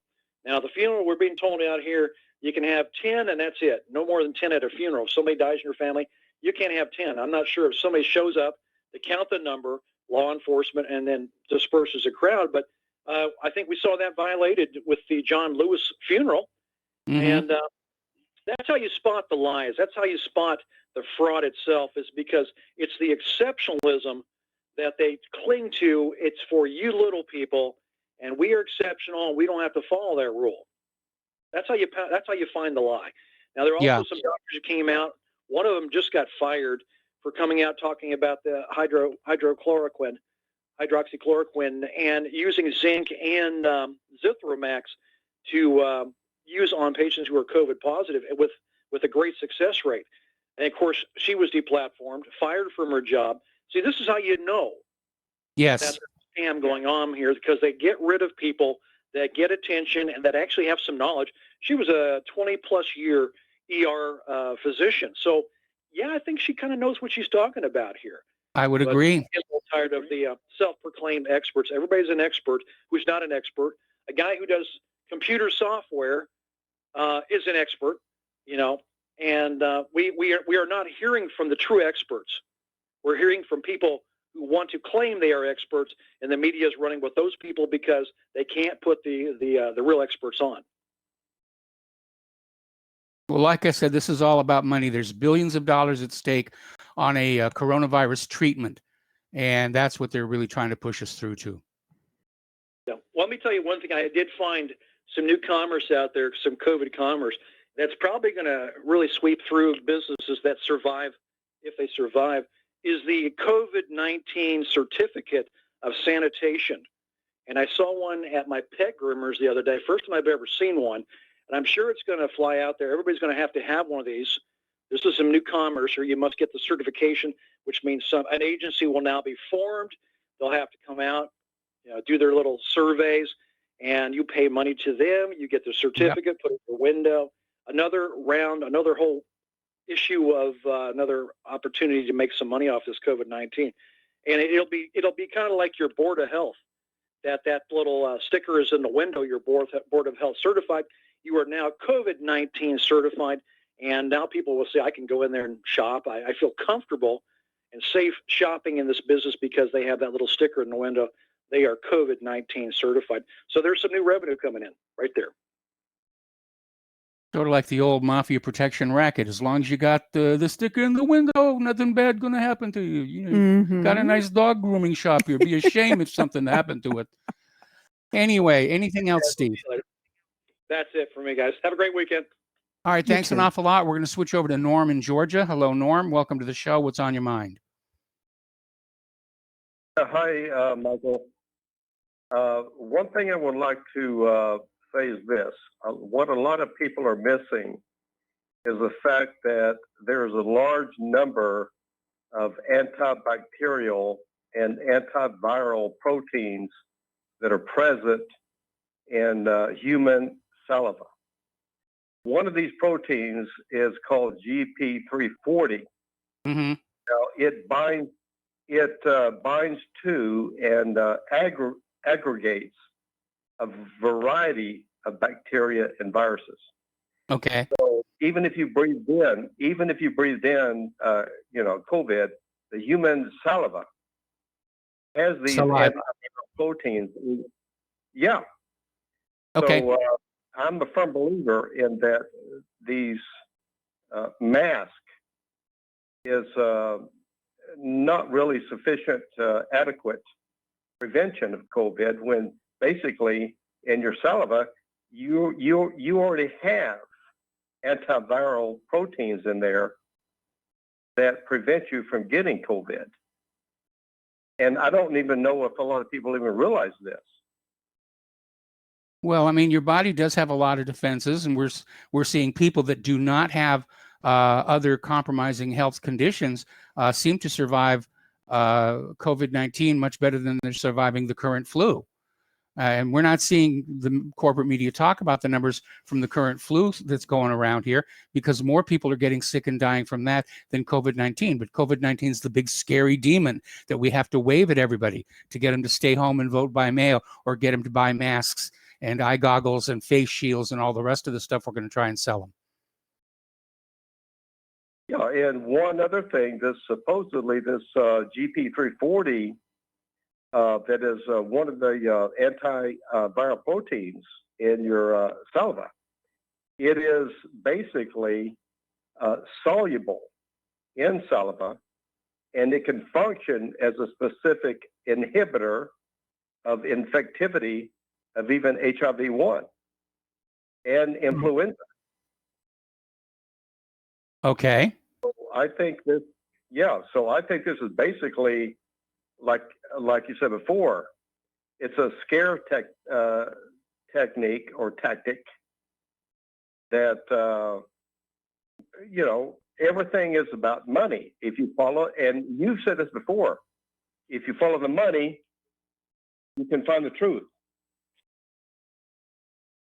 Yeah, well, that's what I'm saying. Follow the money. Look at who's making money off of all the scare campaigns, whether it's COVID certificates or face masks or goggles or whatever, and they keep moving the goalposts. We've sold enough face masks. Now we got to sell them something else. And ultimately, of course, there'll be a vaccine they're going to sell us. And they're already saying it's not going to last all that long. So you're going to have the vaccine every once in a while at huge cost. If you have COVID-19, there'll be a treatment to treat the symptoms, but not cure the disease that will also be required on a regular ongoing basis. It's all about the business model of modern medicine, which is treatment over cure. Anyway, listen, Norm, we need to let you go. We got a couple more callers and we're almost out of time here. So let's go to Joe in Nome. Hello, Joe. Welcome to the show. What's on your mind?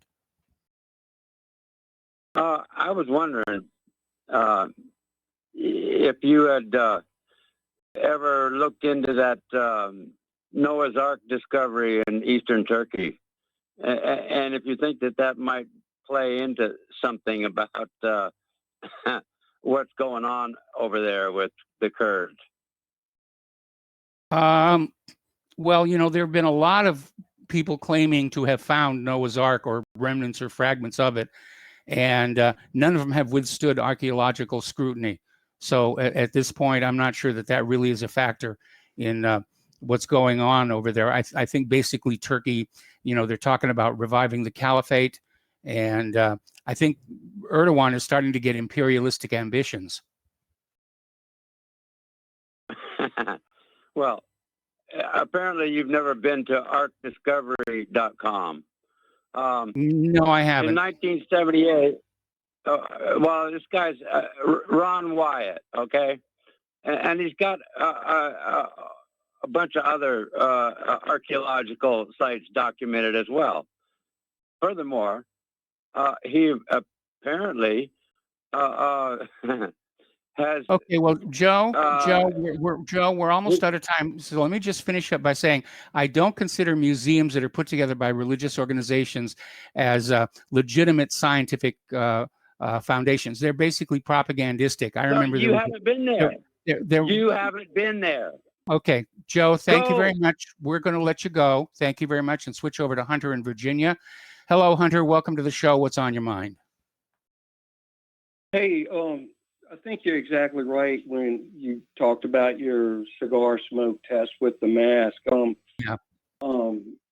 You think about what a mask is made of and all the ones you've seen out there, and then think about a condom. If you read the box on a box of condoms, it tells you right there on there, it doesn't protect you against a number of sexually transmitted diseases, and many of those are viruses. Yes. So having a mask that doesn't fit, air is going to leak. It's, really a waste of time. I've been a pharmacist for 20 some years. And what I've been hearing lately, as far as hazard to the mask, has been coming from a lot of the doctors in the patient first type places, Doc in a Box, and some of the other eye doctors. They say, especially people that are wearing glasses are getting a lot of eye infections because you're breathing out all that air is blowing up under your glasses onto your eye. Yes. So you noticed it's that. Obviously not stopping particles, and that's been going around too. That's just one of the hazards that you can get from wearing these things for extended periods of time. There's no mask that's made or intended to be worn all day that I'm aware of.